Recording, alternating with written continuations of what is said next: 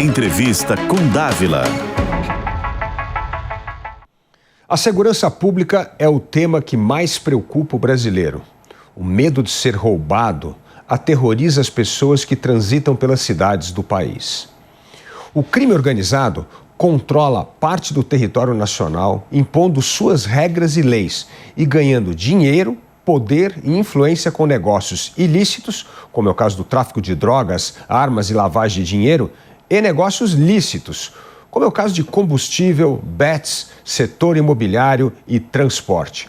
Esse avanço do crime organizado e da bandidagem é fruto de um país carcomido pela impunidade, leis brandas e ideias erradas, como o conceito de que o criminoso é vítima da sociedade e traficante é vítima do usuário de drogas, como disse o presidente Lula. Felizmente, o Congresso Nacional assumiu a liderança de 2 projetos vitais para melhorar a segurança pública. O primeiro é o projeto de lei antifacção, que foi aprovado na Câmara e deve ser votado em breve no Senado. O segundo é a PEC da Segurança Pública, que começou com uma proposta desastrosa enviada pelo governo ao Congresso, mas foi radicalmente modificada pelos parlamentares para se tornar um projeto que atenda aos anseios da sociedade por penas duras e combate à impunidade. O relator da PEC da Segurança é o deputado Mendonça Filho, e ele é o nosso convidado de hoje. Deputado Mendonça Filho, muito bem-vindo ao Entrevista com o Dávila.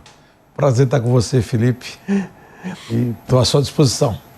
Deputado, conta como foi esse projeto desastroso que chegou e finalmente chegou à sua mão e começou esse trabalho primoroso que o senhor sabe fazer como ninguém, como já provou na grande reforma que nós fizemos do ensino médio no governo Temer e agora usando essa mesma habilidade para transformar esse monstrengo num projeto que hoje é visto como vital para melhorar a segurança pública no Brasil. Bom, Felipe, o projeto original do governo, a PEC 18, ela tinha como proposta fundamental a constitucionalização de uma lei federal do SUSP, Sistema Único de Segurança Pública, que foi votado e aprovado no governo Temer, cujo ministro à época era o ministro Raul Jungmann, meu colega e amigo. Além de constitucionalizar o SUSP, a proposta do governo centralizava, de forma, no meu modo de ver, absurda, toda a definição de política pública de segurança pública no governo central, o que é uma contradição, uma coisa que fatalmente não ia funcionar.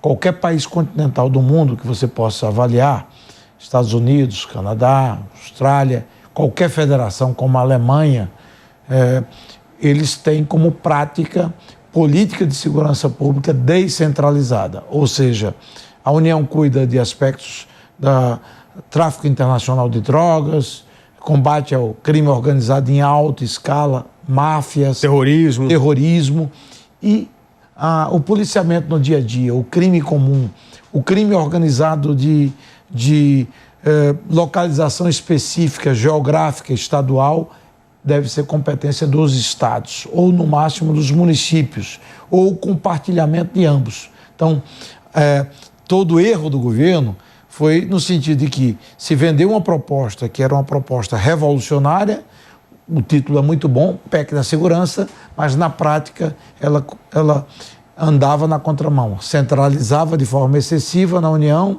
e, ao mesmo tempo, tornava impossível e impraticável que, na ponta, os estados pudessem operar o combate ao crime. Então, a lógica que norteia o meu relatório é justamente o inverso. O espírito da descentralização, do reforço dos estados na política de segurança pública, na operação, mas eu não vou desprezar a União, não. Vou reforçar o papel da Polícia Federal, reforçar o papel da PRF, a Polícia Rodoviária Federal, e buscar a integração e a cooperação. Então, a gente sai de uma centralização e coordenação na União, na proposta original, para uma coordenação mais descentralizada no espírito de integração e cooperação. Agora, deputado, essa descentralização ela é fundamental, mas ela demanda, como o senhor bem mencionou, uma coordenação e integração maior. Porque parte do combate ao crime organizado, essa coordenação é preciso na inteligência, que é fundamental, e segundo, é a utilização de Receita Federal, COAF e outros órgãos para poder cortar, sufocar financeiramente o crime organizado. Como que o senhor está desenhando essa cooperação entre governo federal, polícias estaduais no combate ao crime organizado? Primeiro, fundamental essa cooperação a partir de atividades como inteligência. A inteligência tem que ter, a política de inteligência nacional, ela tem que ser centralizada no governo federal. Eu digo, liderada pelo governo federal e privativa do presidente da República ou da União a legislação sobre a matéria.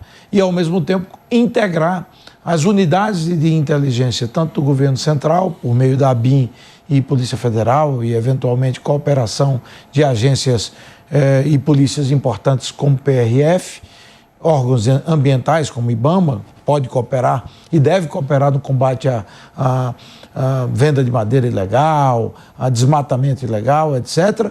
E também as polícias estaduais, que têm unidades de inteligência, polícias civis, polícias militares, para que a gente crie uma rede de informação que sirva no combate ao crime organizado de alta escala. Ao mesmo tempo, também cooperar naquilo que diz respeito a banco de dados, de informações sobre crimes, atos que podem ser replicados de forma uniforme. Como efetivar, por exemplo, um TCO, um termo circunstancial de ocorrência. Não pode se ter um padrão em São Paulo, diferentemente do Rio Grande do Sul, ou do Rio de Janeiro, ou do Amapá. A gente precisa buscar um mínimo de padronização, mas, ao mesmo tempo, guardando e respeitando as peculiaridades locais e a independência e a autonomia dos estados. Então, o espírito da PEC é justamente esse: cooperar e integrar, fazendo com que a União cumpra o seu papel e, ao mesmo tempo, tenha a valorização na ponta do combate ao crime organizado. Você destacou um ponto que eu queria também comentar, que diz respeito à Receita Federal, COAF, por exemplo. Crime organizado que penetra hoje em combustíveis, segmentos importantes, precisa de informação financeira ágil. E, para isso, nós temos, a exemplo da Carbono Oculto, que envolveu o governo do Estado de São Paulo, a liderança do governador Tarcísio, a Polícia Federal, o Ministério Público Federal, o próprio governo federal com o ministro Lewandowski. Eles formaram o quê? A FICO, Força Integrada de Combate ao Crime Organizado.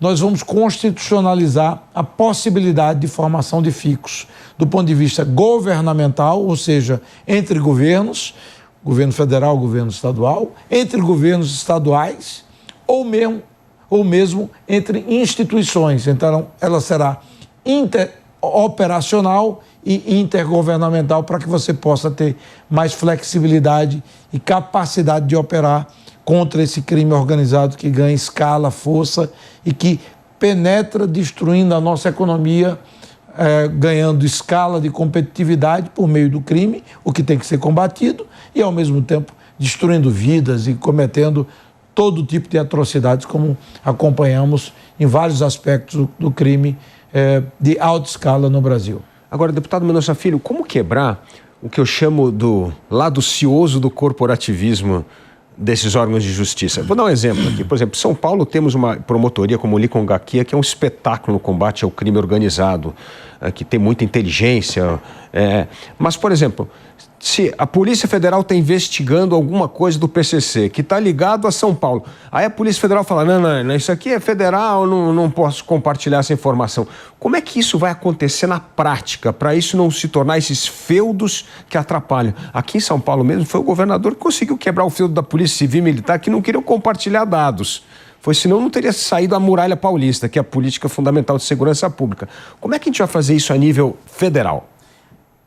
O Instituto da FICO, da Força Integrada de Combate ao Crime Organizado, essas forças-tarefas, elas têm essa capacidade, né, de você quebrar um pouco o emblema específico de o símbolo de uma organização, de uma instituição. Você precisa fazer com que a gente foque na atividade, foque na missão, e não fiquemos sempre focados exclusivamente apenas nas instituições e naquilo que elas representam. São importantes, mas elas não podem se bastar em si próprias ou em si mesmas. Elas precisam entender que as instituições existem para servir a população. Eu acompanhei e fui visitar, não a minha área de paixão, eu sempre fui um cara que me dediquei muito à educação, mas eu procuro estudar e buscar experiências comparativas. Os Estados Unidos, eles, ao invés de centrarem a discussão em torno das instituições, dos órgãos de segurança, eles sempre têm como mote o enforcement the law, ou seja, fazer cumprir a lei. Fazer cumprir a lei. Então, o objetivo a ser alcançado é o cumprimento da lei. Os meios para você alcançar aquele objetivo são, naturalmente, você tem instituições fortes, ministérios públicos que atuem, polícias que funcionem, que possam combater a corrupção interna e tenham capacidade de responder à sociedade para que o enforcement the law possa ser alcançado. Então, a lógica no Brasil, e eu me afastei muito da discussão corporativa e disse desde o primeiro momento, quando o presidente Hugo me pediu para relatar a comissão, a PEC da 18 da Segurança Pública, ao lado do deputado Aloysio Mendes, que eu não faria jogo de corporações, eu faria o jogo da sociedade, que clama por segurança, que pede, que hoje está sitiada, tem territórios dominados, milhões e milhões de brasileiros hoje que não têm o direito de ir e vir livremente, que não pode ir a um posto de saúde, que não pode suprir um fornecimento de gás de cozinha, de internet ou ir num comércio sem interferência do crime organizado. Isso a gente não pode assistir passivamente e a gente tem a obrigação de oferecer respostas duras, fortes e efetivas para atender à expectativa da população brasileira. Agora, deputado, isso que o senhor acabou de falar é muito importante. Quer dizer, o fio condutor dessa PEC vai ser fazer cumprir a lei. Isso vai acabar com a impunidade, que é o problema central hoje da segurança pública. Exatamente. E para acabar com a impunidade, por exemplo, tem lógicas que são próprias do direito penal brasileiro e do processual penal. Por exemplo, a progressão de pena.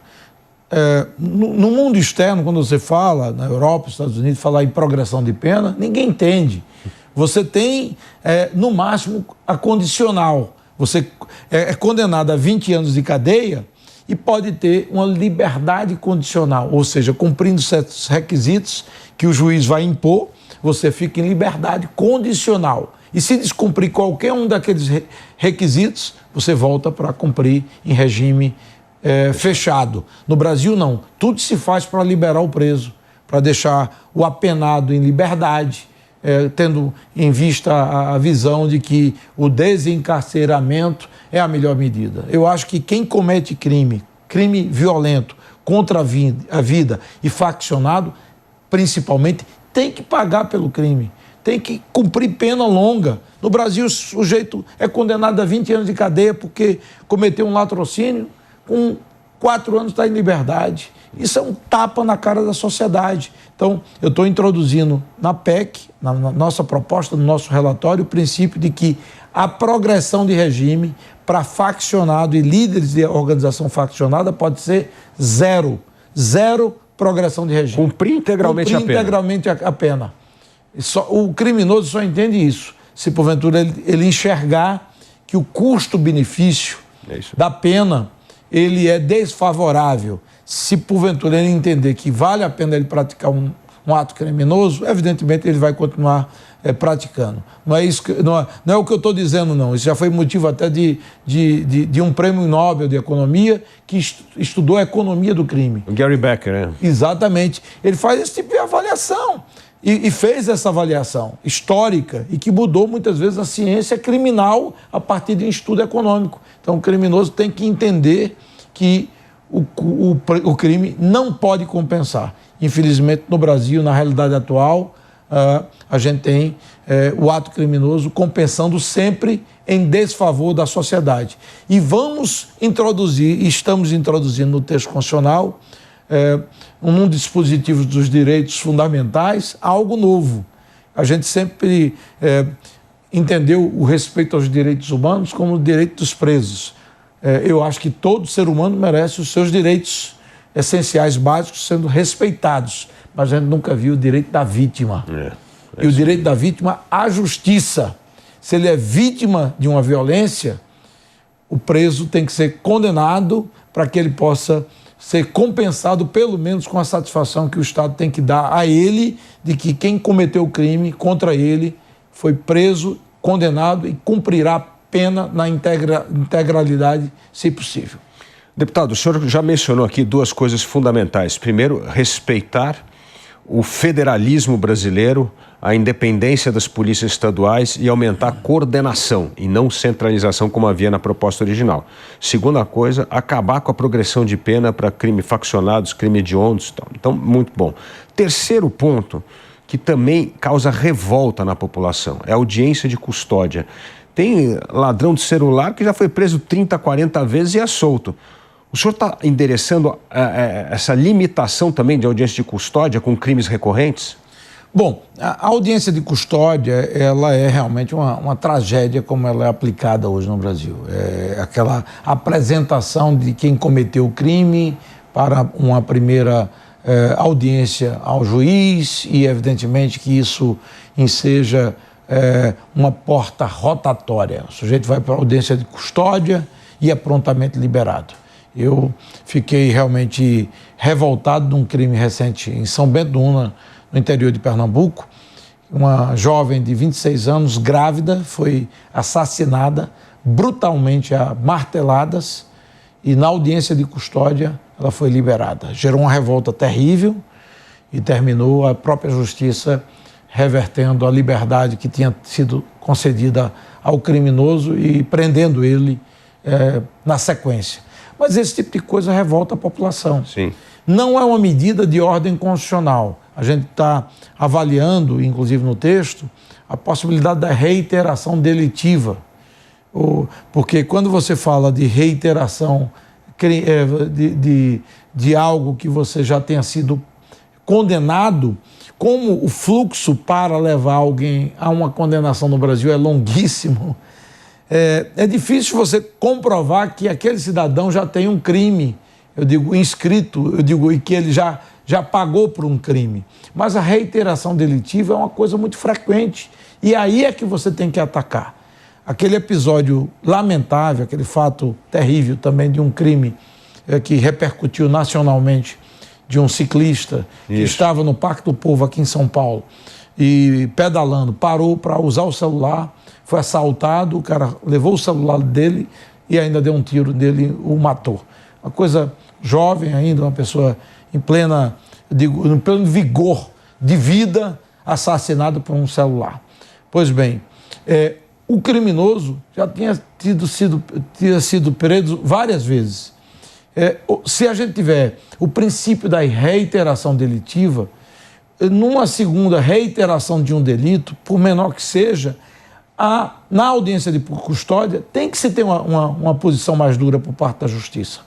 E essa alteração está sendo endereçada, inclusive, por um projeto de lei ordinário que não precisa de texto constitucional, que está sendo liderado pelo senador Sérgio Moro no Senado. Então, eu acho que é uma agenda importante, necessariamente não depende de texto constitucional, mas eu concordo plenamente com a sua posição de que precisa rever essa questão das audiências de custódia, como são feitas no Brasil, que, ao meu ver, só facilita a vida do criminoso em detrimento do interesse da população brasileira.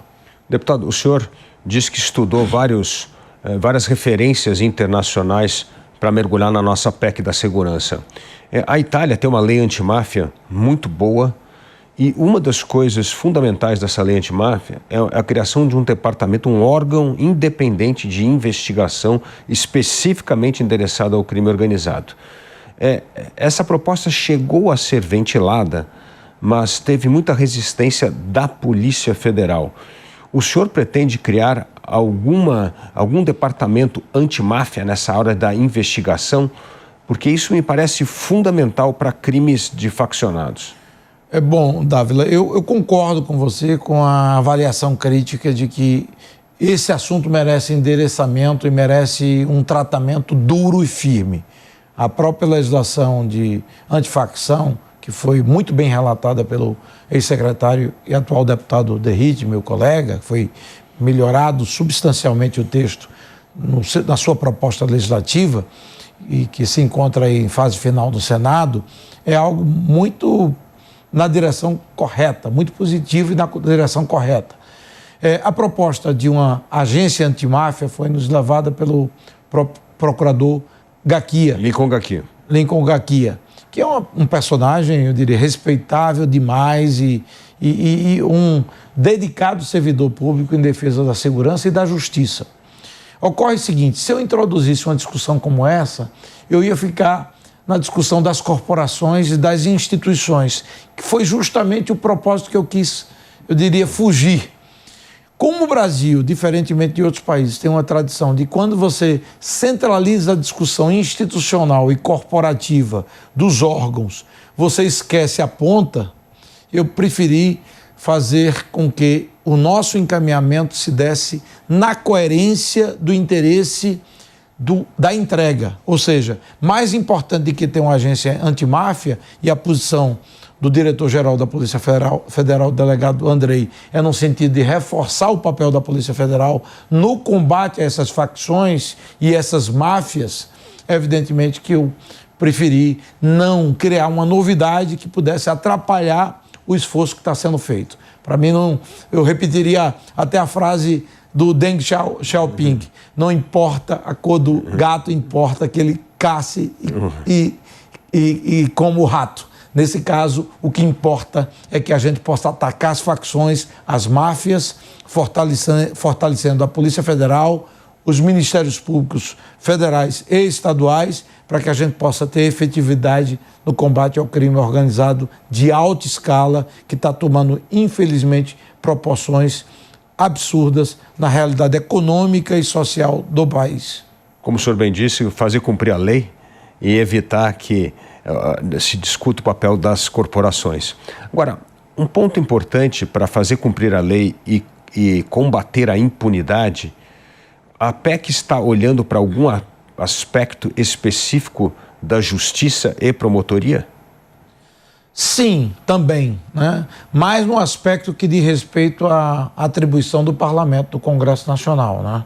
A gente tem, por exemplo, o Conselho Nacional de Justiça, que é um órgão que fiscaliza a atuação do judiciário em todos os níveis, federal e nos estados, mas que muitas vezes, por meio de resolução, estabelece normas e regras que devem ser cumpridas por todo o sistema penitenciário brasileiro, né?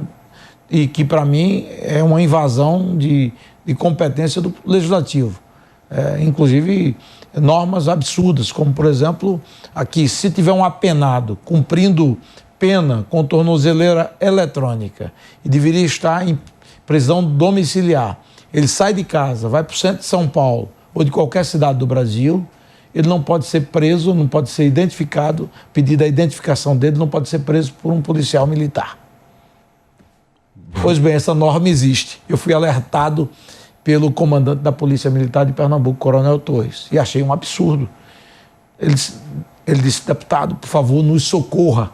Nós não podemos abordar alguém que está apenado com tornozeleira fora da área dele por conta de uma resolução do CNJ. Então, esse tipo de situação não pode existir. Você poderia até ter uma legislação absurda que previsse isso, mas tinha que ser votado pelo parlamento e não uma resolução do CNJ. Então, muitas vezes, conselhos, e é por isso que eu me coloquei contra o Conselho Nacional de Segurança no formato que foi apresentado pelo governo, porque viraria um outro parlamentinho de pessoas que muitas vezes não têm experiência na prática da política de segurança pública e que fixariam normas, diretrizes e comandos a serem aplicados pelos operadores de segurança pública de todo o país. É assim que funciona a coisa. É um desvirtuamento do processo democrático. Quem cabe votar leis é o parlamento, é o Congresso, Câmara e Senado. É simples assim. E eu vou devolver ao parlamento essa prerrogativa que jamais poderia ter sido, eu diria, subtraída, mesmo com as melhores das boas intenções. Agora, deputado, outra questão também que parece intrigante é a Polícia Federal, a Polícia Estadual aqui, Polícia Militar Estadual, prende um bandido, gasta horas na delegacia. Em vez de voltar para a rua rapidamente, tem que ficar ali, perde quase meio-dia numa ocorrência. O que é um absurdo, a gente está tirando o policial da rua para fazer papel burocrático. Isso aí o senhor vai endereçar na PEC? Vou sim, essa é uma revolução simples, mas efetiva e que vai impactar a vida de muitos cidadãos. Há uma subnotificação muito grande de crimes no Brasil. Roubo de celular, o cara teve uma carteira batida, o cara... Ele não se preocupa, ele não se motiva a ir a uma delegacia prestar queixa, ou muitas vezes quando o bandido, o criminoso é preso, acompanhar o policial até uma delegacia. Chega na delegacia, está lotada, o delegado com inúmeras tarefas a cumprir, e ele esperando ali no meio de criminosos, uma fila enorme para ser atendido, para instaurar um inquérito por conta de uma carteira que foi roubada, o ladrão foi preso pelo policial militar e ele fica ali horas e horas. E o policial militar, ao invés de estar, eu diria, no policiamento ostensivo numa praça, numa via pública de alta circulação, está na delegacia acompanhando a vítima do roubo e também o criminoso que foi preso. Não dá para continuar assim. Então vamos resolver da seguinte forma. Esses crimes de baixo impacto ofensivo serão resolvidos pela própria Polícia Militar.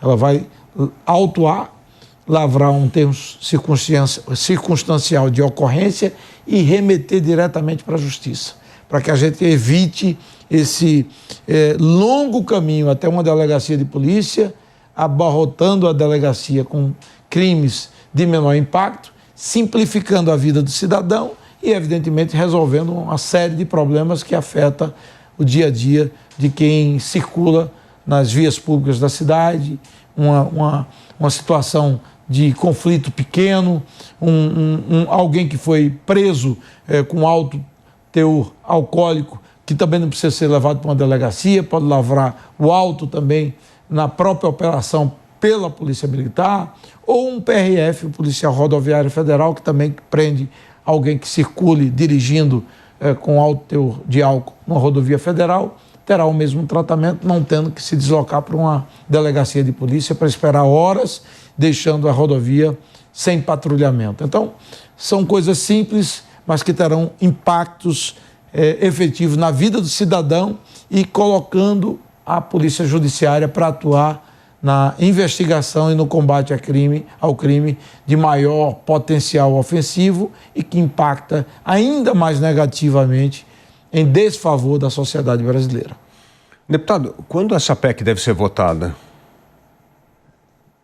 Bom, estamos aí nesse processo, né, de debates intensos. A agenda do presidente Hugo é que a gente possa finalizar a prioridade dele, a votação da PEC, antes do fim da sessão legislativa, até dia 20 de dezembro.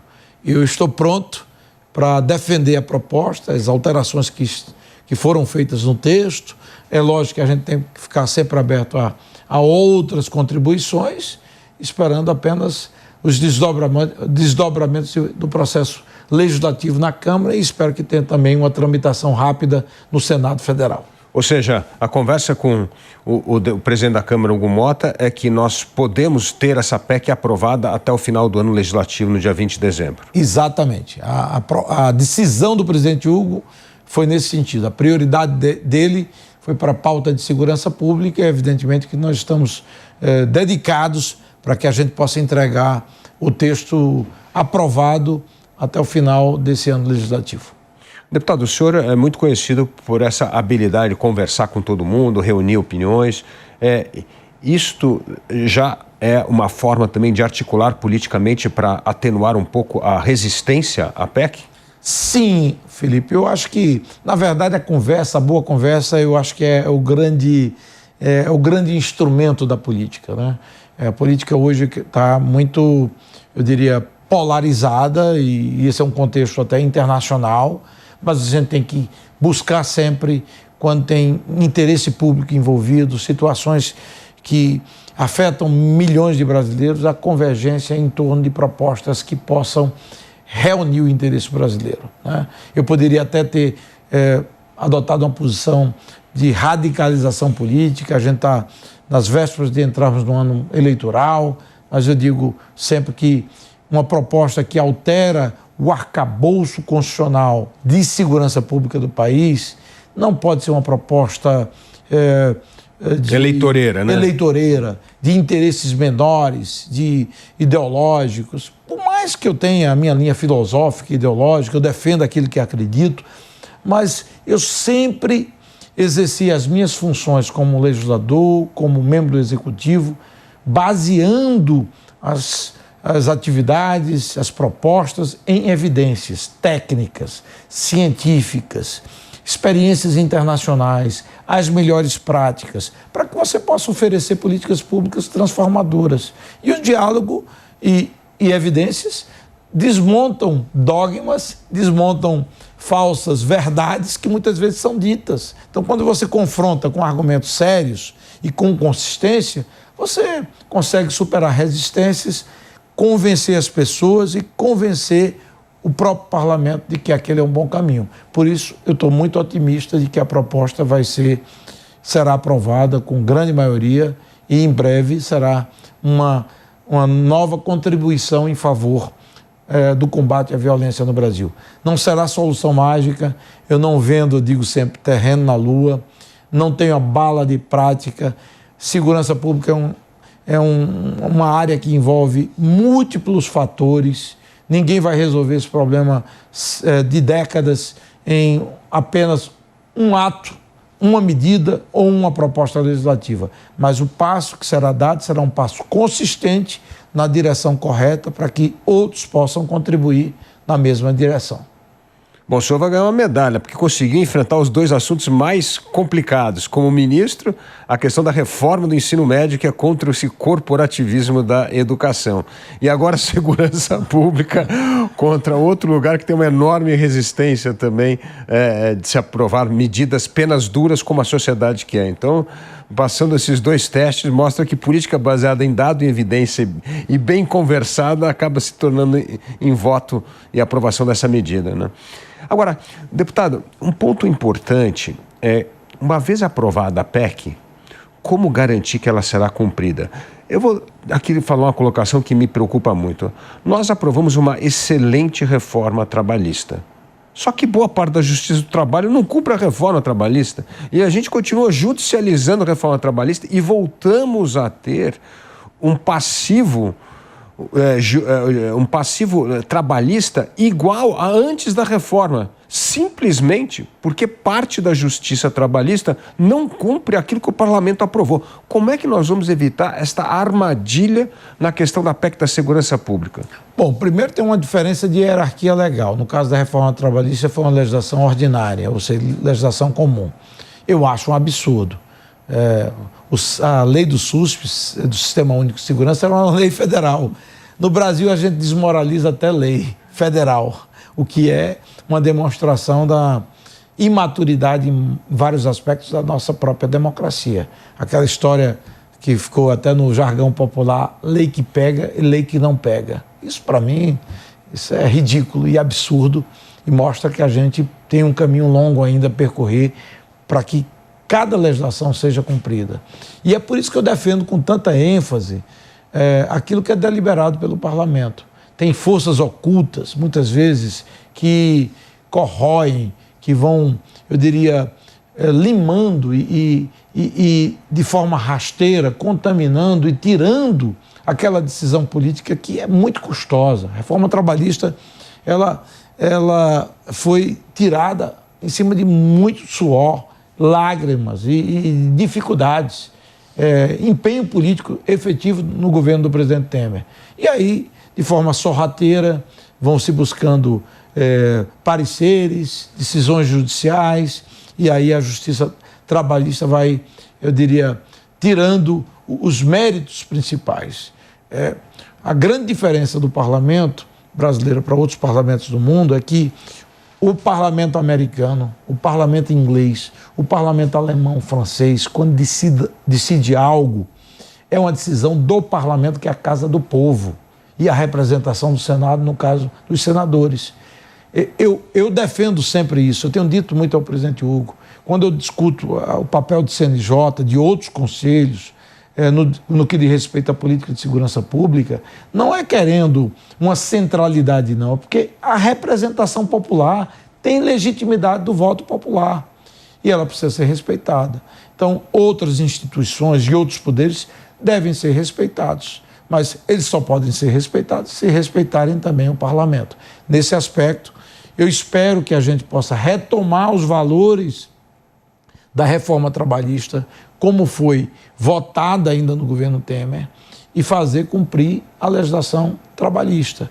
E entendo que, como a PEC da segurança ela tem uma hierarquia legal de Constituição, fica muito mais difícil você julgar um dispositivo constitucional ou da Constituição como inconstitucional. Não que seja impossível, o Supremo pode tudo, ou quase tudo, mas não seria uma coisa muito, eu diria, fácil o Supremo dizer que algo que foi definido, que foi votado por mais de 60% da Câmara, do Senado, que está no texto da Constituição, seria inconstitucional. Então, quando a gente eliminar a progressão de regime para líder de facção, eu não acredito que o Supremo vá derrubar esse dispositivo constitucional, porque é a vontade do parlamento, está no texto constitucional, ninguém está tirando nenhum direito de qualquer condenado, apenas dizendo a ele que ele não terá o benefício da progressão de regime, de cumprir 20%, 25% da pena em desfavor da sociedade. Eles produzem um mal terrível, tráfico de drogas, interferência na atividade econômica, em territórios dominados pelo crime no Rio de Janeiro, até dizem com quais meninas querem ter relacionamento, expulsam moradores de residência, como fizeram em meses atrás no Ceará. Então, essa turma precisa de um tratamento duro. E eu não acredito que, se o Congresso vai nessa direção, a sociedade quer isso, o Judiciário vai desfazer aquilo que está sendo construído com muito esforço e com muito risco. A gente assume risco quando a gente atua em campos que não é o meu território. Eu sou uma pessoa que sempre lidou com aspectos da educação, de políticas públicas fora da área de segurança pública. Mas me foi dada a responsabilidade. Eu tenho como, eu digo, norte de vida e como senso de responsabilidade sempre procurar fazer o melhor e o bem para todos. Eu não vou abdicar de cumprir a minha missão na integralidade, respondendo ao interesse da população como ela espera. E espero, naturalmente, que outros poderes possam dar o mesmo exemplo, a mesma cooperação. Agora, deputado, o PL da facção, que a gente acabou de, antifacção, que acabamos de votar na Câmara e que está no Senado, o governo usou uma estratégia interessante e acho que pode repetir na PEC da segurança, né? Perdeu na Câmara, viu que não tinha como segurar uma coisa de vontade popular, que era endurecimento de pena, mas quando chegou no Senado, começou a usar toda a sua influência para reverter medidas aprovadas na Câmara.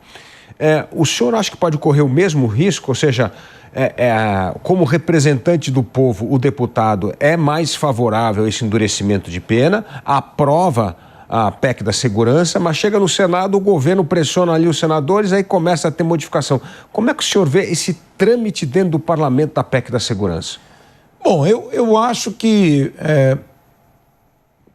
a lei da antifacção ela foi muito tumultuada do ponto de vista de debate.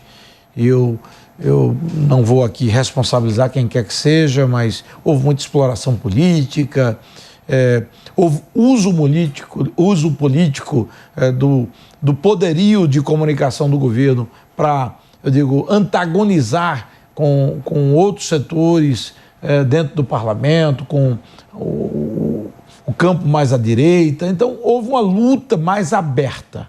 Eu procurei me distanciar desse debate mais acalorado. E nunca, eu levei a minha condução como relator numa disputa pessoal. Eu, pessoalmente, tenho enorme respeito e apreço pelo ministro Lewandowski. Nada contra ele. e fui debater ideias. E procurei manter, naturalmente, minha posição das minhas convicções, mas buscando um equilíbrio, ouvindo pessoas que representam o governo e tentando basear a construção do texto naquilo que é tecnicamente viável, que reflete experiência internacional e que, ao mesmo tempo, tem suporte em evidências. Não que você não tenha sido, vamos dizer assim, baseado, não tenha sido feito com base em evidências o projeto de lei antifacção, mas o debate foi muito mais, eu diria, acirrado. Não se permitiu ao derrite que ele pudesse conduzir dessa forma. Então, eu imagino que, no caso da PEC, ela vai chegar mais, eu diria, redonda. Então, eu espero que, saindo da Câmara e indo para o Senado, sempre há espaço para aprimoramentos e modificações, mas que o Senado não modifique fortemente. De qualquer forma, como a proposta nasceu na Câmara, a palavra final será da Câmara. Então, a gente vai ter que fazer uma escolha entre o texto do Senado e da Câmara, arbitrando entre os dois lados. E eu espero que a gente possa fazer prevalecer o máximo do nosso texto, que, ao meu ver, estará na direção correta e bastante consistente, com o espírito da cooperação e integração federativa e facilitando a descentralização e a operação na ponta do combate à criminalidade. Deputado, é óbvio que esse assunto não está na PEC da segurança, mas é fundamental para a questão da segurança pública. O Brasil precisa urgentemente construir mais presídios, principalmente presídios de segurança máxima, para poder isolar esses líderes de facção e não continuar transformando os presídios numa verdadeira escola dos facciosos, né? Ali que se recruta gente. Então, agora, todo mundo é a favor, mas ninguém quer fazer presídio no município ou na cidade, tem uma enorme resistência. É aquela história que todo mundo quer aumentar, mas ninguém quer que seja no meu quintal. Como é que nós podemos resolver este impasse? Afinal, ano eleitoral, próximo ano, e provavelmente o governador pode dizer que vai construir presídio, mas aí os prefeitos dizem, tá bom, mas pode construir, mas não aqui, na outra cidade lá. Como é que nós vamos quebrar essa resistência para construir mais presídios, atender essa demanda fundamental e separar faccionados de demais criminosos para que o crime não continue nesta indústria de recrutamento de facciosos? Aliás, você toca num ponto, Dávila, que é o ponto, para mim, eu diria, talvez, mais importante para você desmontar o poder dessas facções. Controlar o sistema penitenciário brasileiro pelo Estado e não pelas organizações criminosas. Boa parte dos estados você tem o controle pelo crime organizado. Alguns estados você tem excelência na gestão do sistema penitenciário. Citaria o exemplo de Caiado, que tem feito um trabalho notável na área de segurança pública e no sistema penitenciário em especial, ele é campeão. Conversei com o gestor da área, aprendi muito com ele, dialoguei. Eu gosto de conversar com quem está na ponta, para sentir, eu diria, as dores, né? O que angustia, o que faz operar bem, o que faz operar mal, né? E ele me ensinou um bocado de coisa. Esse operador chama-se Josimar, o gestor dele, diretor do sistema penitenciário estadual. Então, a gente precisa entender que há de se ter mais liberdade. Nós vamos criar estamos criando no texto da Constituição um dispositivo onde a legislação do sistema penitenciário ela será concorrente, não será exclusiva da União. Então, os estados terão liberdade para legislar nessa matéria, que é uma reivindicação forte de muitos governadores. Daremos mais liberdade. Vamos empoderar mais a polícia penal para aspectos administrativos e disciplinares. A disciplina dentro do presídio é fundamental. Se não há disciplina, imagine um presídio com centenas de presos, às vezes até milhares, mais de 1000 presos, e você não tem disciplina. Aquilo vira um barril de pólvora, ali vira um ambiente convulsionado por natureza, com pessoas perigosíssimas e contaminando outras menos perigosas que se tornam mais perigosas. Então, é importante que você possa ter essas mudanças que nós estamos introduzindo. Mais ainda, vamos reforçar o Fundo Penitenciário Nacional, FUNPEN, para que ele possa financiar a expansão o investimento no sistema penitenciário brasileiro. Nós temos 5 penitenciárias federais, centenas, dezenas de organizações de presídios e penitenciárias pelos estados, que são organizações estaduais que precisam ter reforço de recursos financeiros do governo central para que eles possam ampliar, melhorar o sistema nos estados. E, evidentemente, combater um pouco também esse mindset, essa filosofia de desencarceramento que ela norteia toda a política de esquerda no Brasil. Ela sempre acha que o preso é uma vítima da sociedade, quanto menos ele ficar na cadeia, melhor, e não pode ser assim. Quem cometeu o crime tem que pagar pelo crime. E a gente precisa construir unidades de presídios e de penitenciárias na proporção da nossa necessidade. Eu não defendo um ambiente onde seja desumano, inóspito ou que não tenha condições de um ser vivo estar, mas é preciso ter unidades prisionais e presídios que atendam ao número de pessoas que cometem crime no Brasil e não cumprir o que, por exemplo, prevê o CNJ. Em 2 anos, se porventura nós não tivermos adaptação do número de presídios ao número de presos na exata medida, ele prega, o CNJ, que soltemos aí 150 a 200 mil presos. Imagine, se hoje ninguém aguenta a criminalidade como está, imagine se você tiver uma situação como essa. Então, a gente tem que ter investimento para responder a essa demanda, inclusive do Conselho Nacional de Justiça, e temos compatibilidade nesse quadro, né, de que há necessidade de presídios para quem cometeu crimes. E esses presídios têm que serem executados dentro das normas e pelos estados que têm a rede maior em seu domínio em cada unidade da federação. Deputado, uma das coisas fundamentais do sistema federativo não é só a descentralização do poder, é a descentralização da legislação. Nos Estados Unidos, como o senhor bem mencionou, a legislação penal é estadual, não federal. Não existe uma lei federal para o país inteiro.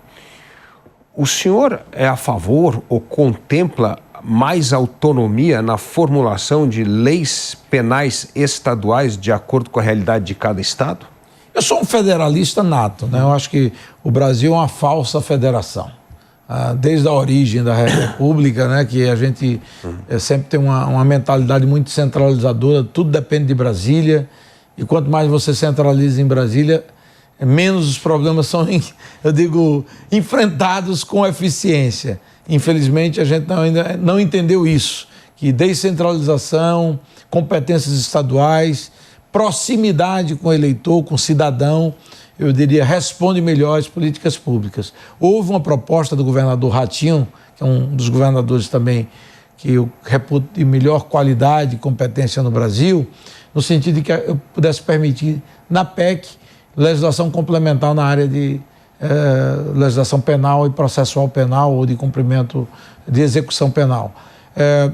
Eu pessoalmente tenho simpatia à tese, mas eu acho que seria uma mudança muito radical, que eu não teria suporte político para introduzi-la e poderia contaminar todo o resto de positivo com relação à proposta de emenda da PEC da Segurança. Então eu deixei um pouco de lado, embora eu entenda que é um caminho que pode ser visitado, né? Pode-se ter legislação comum nacional mínima e espaço de legislação complementar nos estados concorrente para que cada estado possa endurecer pena. Dizer, aqui em São Paulo é mais duro. No estado onde a esquerda possa dominar, vai ser mais leniente, com certeza. E aí a população mede. Hoje já se faz uma avaliação nacional, onde se tem mais violência, onde se combate com mais efetividade o crime organizado, onde consegue-se ter respostas mais duras. Tarcísio aí tem reduzido muito aqui em São Paulo os indicadores de violência. A governadora Raquel, no meu estado, Pernambuco, ela foi, não sei se você sabe, delegada da Polícia Federal e é procuradora, entende muito de segurança pública, está fazendo um trabalho notável, reduzindo os indicadores de homicídios, reforçando o efetivo policial, aparelhando a polícia militar e polícia civil, as polícias que estavam desaparelhadas do ponto de vista de armamento e viaturas. Então, eu acho que tem quadro muito positivo. E o que eu acho positivo no federalismo, eu sou um admirador enorme do federalismo americano, é que a competição entre 50 estados nos Estados Unidos, ela faz com que se forme o que no jargão do business, dos negócios, chama-se de benchmark. Ou seja, referências positivas das boas práticas. E a gente precisa ter benchmark também no setor público, na educação, na saúde, na segurança pública. Olha, Eduardo Leite está fazendo um ótimo trabalho lá no Rio Grande do Sul. E, aliás, é um governador também sério e qualificado. Estou fazendo propaganda de um bocado de governador aqui. Mas, enfim, tem muito governador e governadoras boas como Raquel. E a gente precisa espelhar e beber um pouco daquilo que há de positivo em cada política pública. A área do sistema penitenciário de Goiás merece ser respeitado e visitado para que você possa replicar e adaptar a sua realidade. Então, com essas experiências muito, eu diria, divididas em cada unidade da federação, você vai aprimorando o sistema e facultando aqui, por meio da integração e da cooperação com o governo federal, você construa uma política de segurança pública que atenda, de fato, a população brasileira. Aliás, deputado, nós não aprendemos ainda que a grande virtude do federalismo é transformar os estados em laboratórios para se testar políticas públicas, né? E diminuir o estrago, porque quando você toma uma decisão nacional, o estrago é gigantesco se aquela política não é boa, né? Então você tem essa competição saudável de políticas de referência, como o senhor bem mencionou, né? Então, exatamente. Temos que aproveitar melhor essa virtude do federalismo. Agora, deputado, um outro ponto fundamental, como é que nós vamos fazer com que os órgãos internacionais trabalhem em cooperação com os órgãos nacionais no combate ao crime organizado? Porque o crime organizado hoje é uma organização supranacional. Nós não vamos conseguir resolver essa questão do crime organizado se nós não cooperarmos mais com outras instituições e países. É alarmante o número de organizações criminosas internacionais que já estão instaladas no Brasil. Então, além do PCC, Comando Vermelho, nós temos aqui máfia calabresa, máfia italiana, Hezbollah, Hamas. O país está virando um paraíso do crime organizado. Como é que nós vamos atacar este problema? Eu acho que a gente precisa reforçar a legislação, reforçar também a atuação da Polícia Federal, que tem essa responsabilidade, essa missão constitucional. Tem uma inserção internacional e é muito respeitada na Interpol e na articulação das polícias federais e similares no mundo todo, nas agências antimáfia como a italiana, e buscar informação, inteligência, integração, e que o Judiciário também possa oferecer a resposta adequada, o Ministério Público Federal atuando e combatendo e punindo com rigor. Se, porventura, o criminoso internacional percebe que o Brasil é um paraíso para a prática criminosa, ele vai vir para o Brasil. Se ele perceber que o Brasil começou a adotar mecanismos mais duros e efetivos e consegue rastrear, identificar e punir, prender e punir criminosos com firmeza, evidentemente que a gente vai expulsar esses criminosos e essas rotas do crime internacional vão buscar outros países que não o Brasil. O Brasil já foi um país muito mais seguro e virou um território hoje onde o crime internacional monta plataformas e se articula em redes internacionais. Então a gente precisa fortalecer a Polícia Federal e a legislação precisa responder a esse contexto e esse desafio.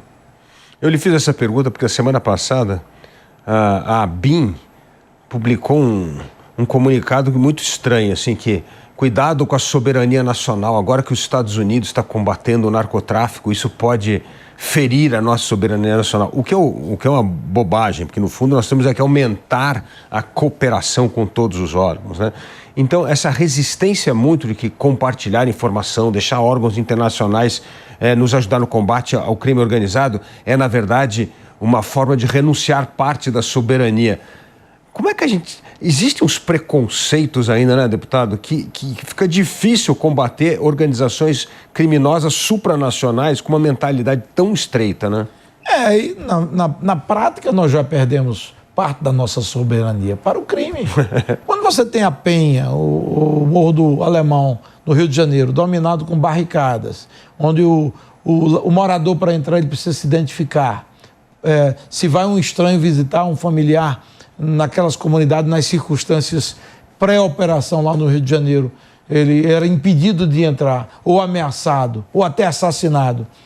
O território cobrava, o crime organizado cobrava taxa sobre o comércio, internet era controlado pelo crime, gás de cozinha distribuído pelo crime. Isso não existe Estado.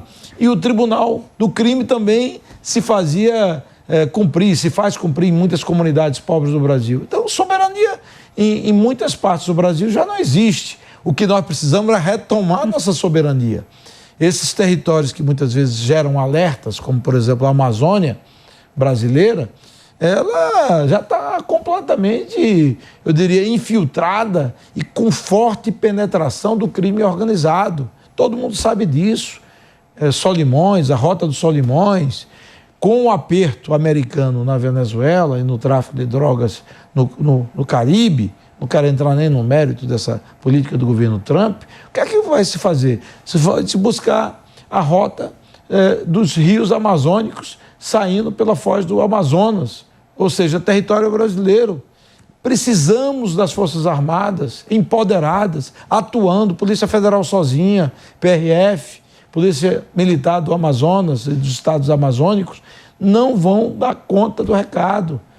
Precisamos de reforço das Forças Armadas, do Exército Brasileiro, para retomar parte da nossa soberania que está sendo retirada ou suprimida, não por países estrangeiros, não é pelos Estados Unidos, não, é pelo crime organizado, por facções, organizações criminosas poderosas que estão dominando territórios e atividades econômicas de madeira, de crime ambiental, ouro, minério, enfim, todo mundo sabe o que está acontecendo e, infelizmente, a gente tem uma operação por parte do Estado muito retardada diante desse quadro terrível que eu acabei de descrever. Deputado Mendonça Filho, muito obrigado pela sua participação aqui na entrevista com o Dávila e parabéns pelo seu trabalho no Congresso Nacional. Muito obrigado a você, Dávila, e aqueles que nos acompanharam nessa entrevista. E nós ficamos por aqui. E para você que gosta do jeito Jovem Pan de notícias, não deixe de fazer a sua assinatura no site jp.com.br. Lá você acompanha conteúdos exclusivos, análises, comentários e tem acesso ilimitado ao Panflix, o aplicativo da Jovem Pan. Obrigado pela sua companhia e até o próximo Entrevista com Dávila. Entrevista com Dávila. A opinião dos nossos comentaristas não reflete necessariamente a opinião do Grupo Jovem Pan de Comunicação. Realização Jovem Pan.